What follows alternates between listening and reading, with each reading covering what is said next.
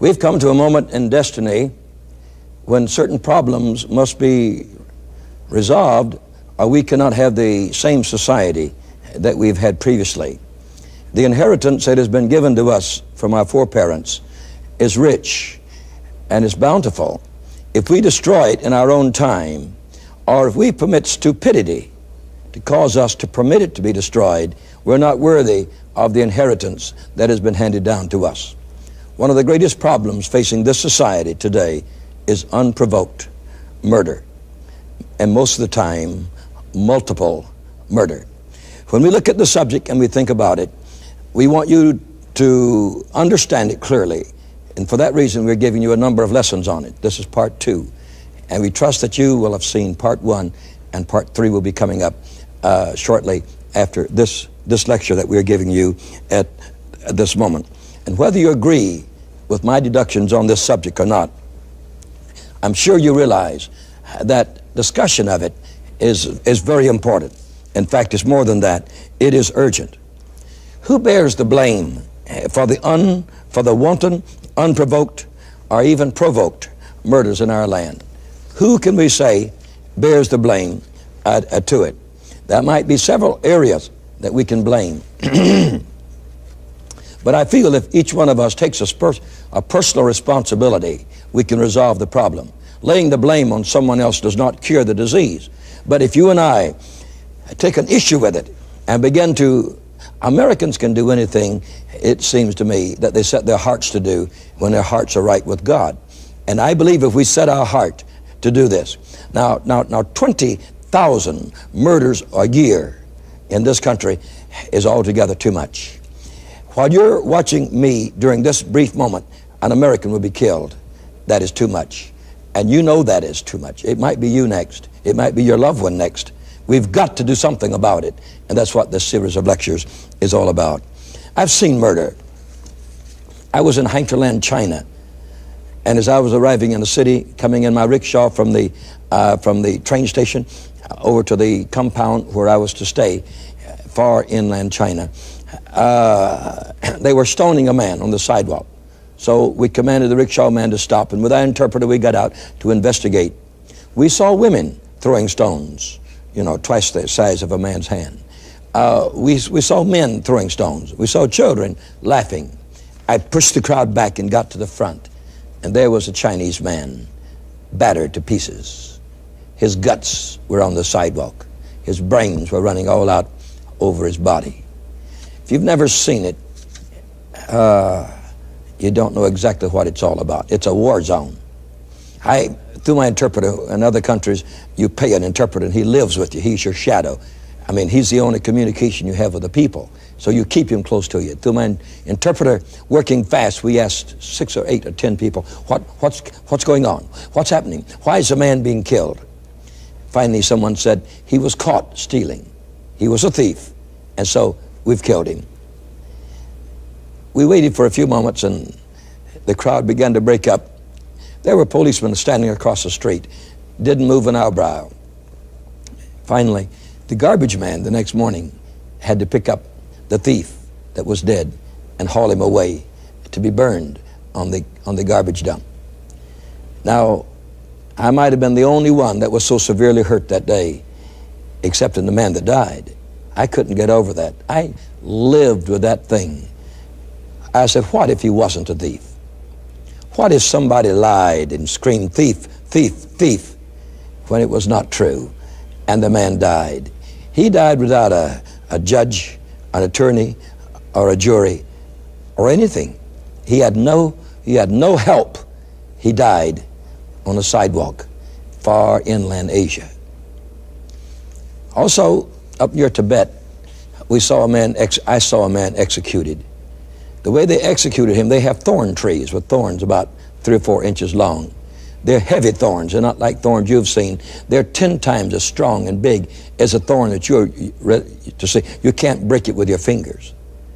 And they tied this man to a thorn tree, and then they kicked him into the tree, putting thorns 4 and 5 inches deep into his total body, from his head to his feet. He screamed and he cried, and blood began to come out all the parts of his body. and they kept kicking him deeper into the thorn tree. I couldn't find out with my interpreter what he had done wrong. And no one seemed to know what he had done wrong. He was executed before people, not by police, but by civilians. And it burned a place on my conscience that I couldn't get away. And today, so many things happen. A member of my church, standing on his own sidewalk, told a young man with his motorcycle that was riding on fresh asphalt and destroying it, said, "Son, you shouldn't do that." That motorcycle rider came over, hit him on the head with his helmet, and he dropped dead right there in his tracks. That boy was out on parole, and the widow was so grieved, and she died soon after that. When she went to court, you would have thought that her husband had done the murdering. It was so sad. She was a broken and destroyed woman. That happened in my town. You've got your town. America has got a lot of towns. And we've got a problem: unprovoked murder. What can we do with it? What must we do with it? Is there a difference in the kind of person who commits this kind of murder? Is there a difference in a person who shoots you with a gun, or who takes a blast of dynamite, attaches it to the bottom of your boat, blows up your boat and kills everybody on it? That's what happened to Lord Mountbatten, one of the most celebrated of Englishmen of our times. Lord Louis Mountbatten died on his own boat by sabotage. The man wasn't even there to see them die. He put it on a boat in the harbor and blew it to pieces. Or the man that goes into the casino and starts a fire and dozens of innocent people die. Or the person who sets fire to a hospital or to a school or to a home and they die. Unprovoked murder. Here's a few of those stories that I want us to get to, because you see, I believe there's an answer. I know there's an answer. But as long as you, as an American, act like there is no answer, then there isn't one. But when you discover that there is a problem and there is an answer, we can do something about it. Here are some cases that have caused a lot of press coverage of recent times. I was personally subpoenaed to appear in the Cook County criminal court to give what the judge called expert witness of what the state's prosecuting attorney termed empirical powers influencing a human person. I am glad that the courts have found a place for a man who knows the Bible and a man who knows living. And 100 nations of the world, with all kind of cultures of the world, comes. The case was that of an accused one, Mr. Roland Cashney. And Roland had a difficult time and in his life. Came from a very sad and sorrowful background. But the Cook County Court got excited. They sent 4 of the state's attorneys, men from the state attorney's office, to my office, which was 100 miles away. And these 4 men, lawyers and also court reporters, came. I have their names here. We will possibly not divulge them at this moment. And they came, and for 2 hours, they listened to my side of the story. They were to prosecute this case that I was talking about. And so they came to hear my side of the story. Was it possible for an entity that's beyond human power and strength, was it possible for an entity to possess a human person, that person became possessed of something outside and beyond himself, that he became a destroyer with a power that was not human? And those lawyers had never heard anything like they heard that day, I can assure you. And twice we have been to this court in Chicago seeking to, I said, I am not for the court and I am not for the accused. I'm here for God's sake. I'm here for America's sake. We've got to find some answers to these things. A celebrated case also from the city of Chicago is that of John Wayne Gacy of Des Plaines, Illinois.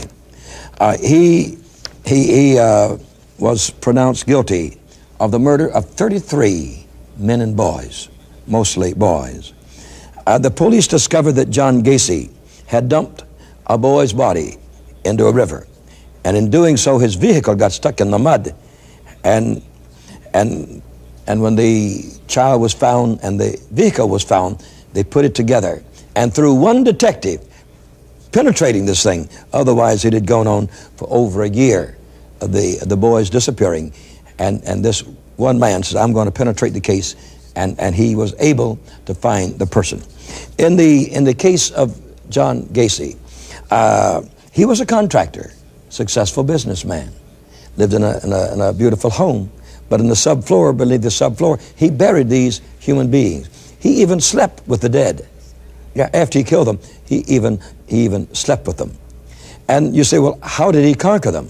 Well, he was also a clown, and in dressing like a clown, he would go to all the celebrations in his part and was quite a favorite. And he was also a part of the political machine and rose up in the ranks of the political party. They thought that he was that extra man that could always do what nobody else wanted to do and was in high favor with them. So he was carrying on his business, and he was a social success at the same time that he was destroying 33 human beings. And the way he would capture them, according to his case, is this. He'd invite them to his home to give them a job. When he was there, he'd show them some tricks. He said, I'm a magician. And he would put handcuffs on himself and maneuver them off. And he said, I'll teach you the trick. And he would put the handcuffs on them, and they were his prisoners.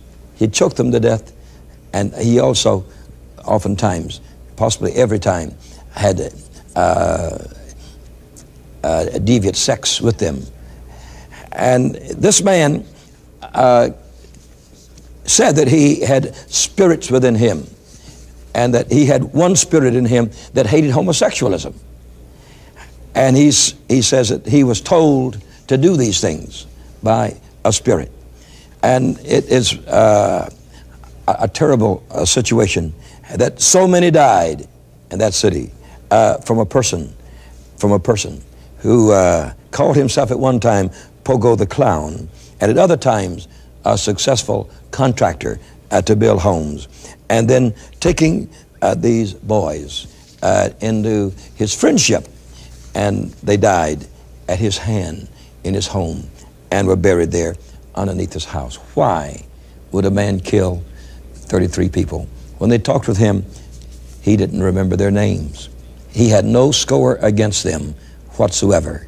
He hardly knew and had no reason for doing it, excepting something inside of him, giving him strange compulsion to do that thing. Now, when we identify that, and when we understand that, we'll know that we're dealing with something beyond man. Now, psychology only comes from the Greek word that has to do with the mind. If you're going to deal with the mind, only the mind, you're never going to get a thing like this served. You've got to deal with something beyond and above the mind. And that mind, that has to do with demon power. And until we're willing to do that and capable of doing it, we will not be able to set men and women free from the devil's power. Maybe one of the most celebrated cases in recent history is that of Richard Speck, the accused of killing 8 nurses in the Chicago area. Judge Herbert Passion, who was appointed the public defender, and Gerald Getty as defense counsel for Richard Speck. He was only 24 years old, and he was what they call a drifter. He was involved in the murder of these 8 nurses in the city of Chicago. Speck's arm, if you were to see him today, is a mass of tattoos. He said that most of which was put on when he was with a group of his Navy buddies when he was in the Navy, and they would all go to a tattooer together.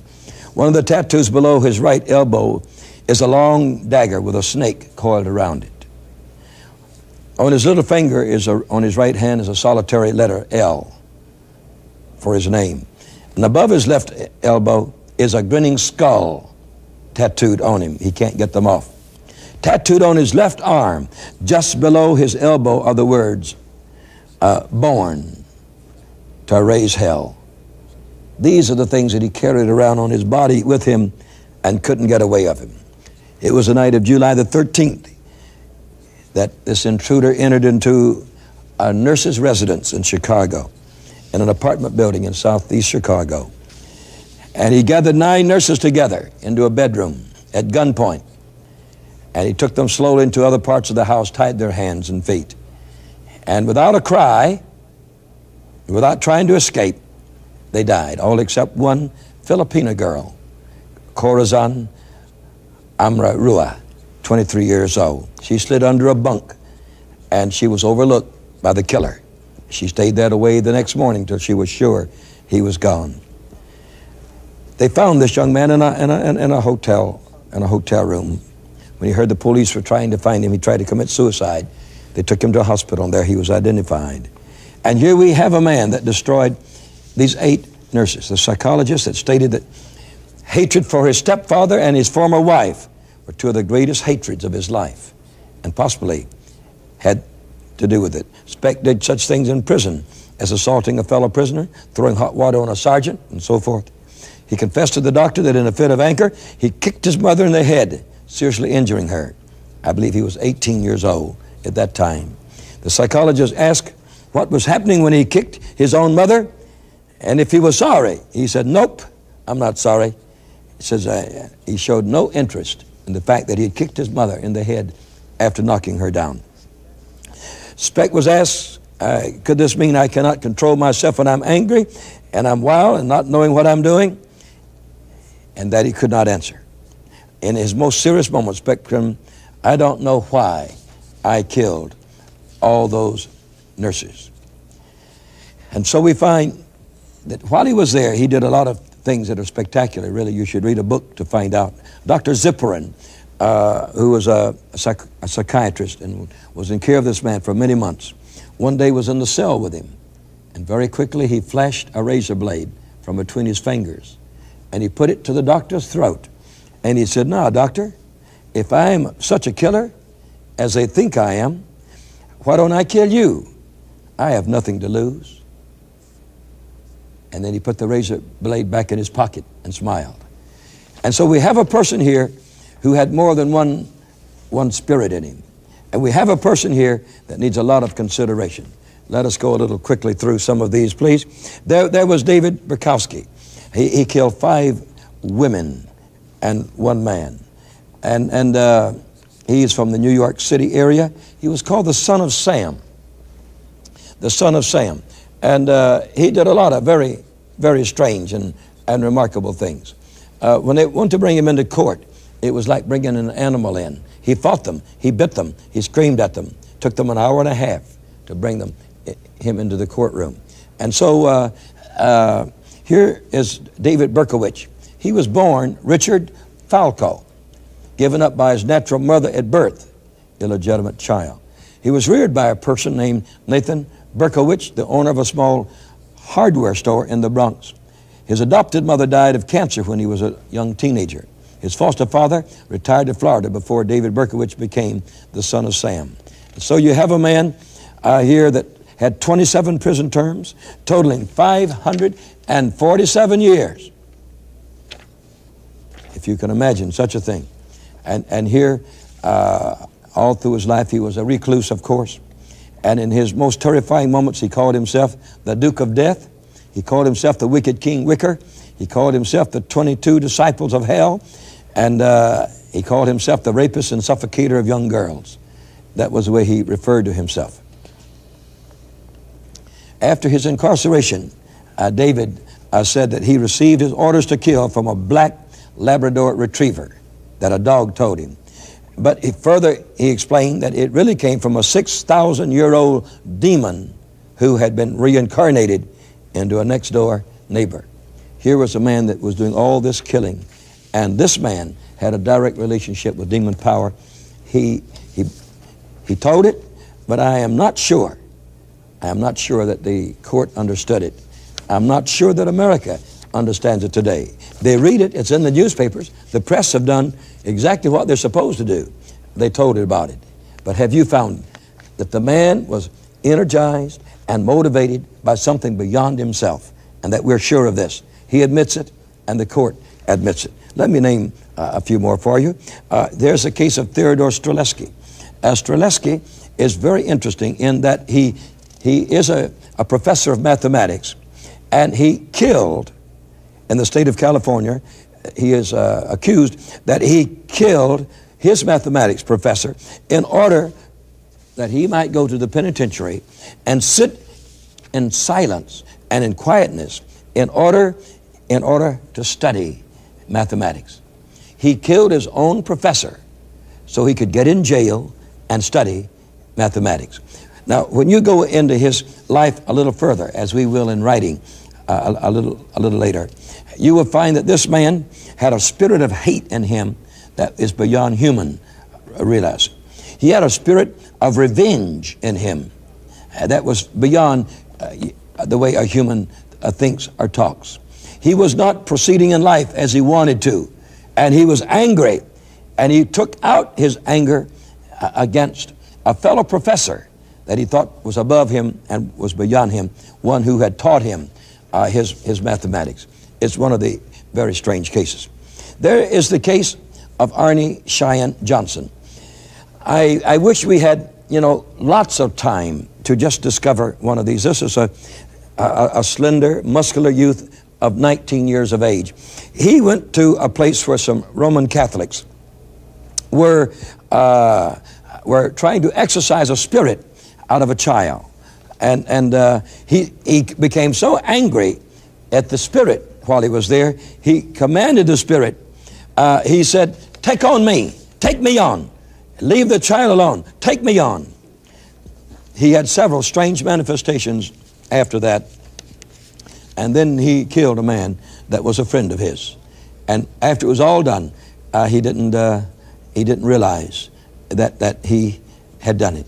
But he, as an unconverted person, challenged the devil to come out of the child, because the Roman Catholic priests and some other people that were that were trained in exorcism were not able to set the boy free. He said, "Take me on." He felt like he was stronger, though he knew nothing about a born-again experience. You read in the Bible of people that are trying to take on evil spirits when they don't have the power to do it. The evil spirit screamed back and says, "Jesus we know and Paul we know, but we don't know you." And they jumped on to the persons and stripped them of their clothes and beat them up. And here was a man who lost his equilibrium, his equilibrium, and he destroyed. In the state of Indiana, there was a case of Stephen Judy. That Stephen is accused of killing a woman, Terry Chastain, and drowning her 3 children, little Misty Ann 5, Stephen Michael 4, and Mark Lewis 2. He destroyed these 4 lives, and he told the press himself it was fair punishment for the crimes he had committed, and that he felt that the death sentence should be carried out, and the death sentence was carried out when he was 24 years old with 2,822 volts of electricity as they pulsed through his body. Here was a man who said, "Don't make a headstone for me, just drive a wooden stake into the ground." He was a man, he told the jury, said, "You better vote for the death penalty. It might be you or one of you or your family next." He recognized a power and a spirit beyond himself. And there's the Charles Manson case. Everyone should know something about the Charles Manson case. When you see a person like this become a person like this, and you read of the atrocities that were performed by him and his slaves, they were mesmerized, they were hypnotized. They obeyed him like God. He was their God.